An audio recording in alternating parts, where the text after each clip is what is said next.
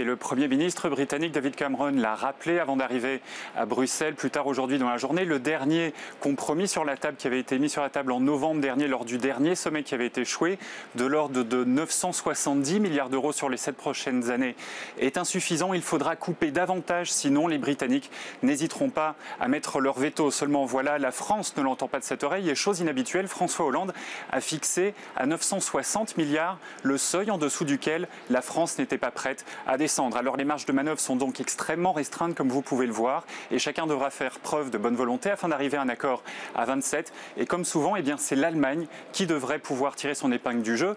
À l'instar de David Cameron, Angela Merkel veut un budget d'austérité pour l'Europe, mais elle a également prévenu, les Britanniques devront aussi faire des concessions, sinon il n'y aura pas d'accord. Voilà, vous l'avez rappelé à l'instant, hein, Frédéric, en novembre dernier, les négociations avaient échoué. Alors cette fois, un accord est-il possible ? Eh bien, on dit souvent à Bruxelles qu'il y a accord lorsque personne n'est réellement content. Alors, qu'est-ce que ça veut dire ? Eh bien, premièrement, que la France devra probablement accepter des concessions, même symboliques, sur la politique agricole commune. Seulement, ces concessions ne seront possibles pour la France que si les Britanniques acceptent en échange eh bien, des concessions sur leur fameux rabais, ce chèque que Margaret Thatcher a négocié dans les années 80. Alors, c'est bien là que réside toute la difficulté. Aucun dirigeant français ou britannique ne peut se permettre de tels sacrifices vis-à-vis de son opinion publique.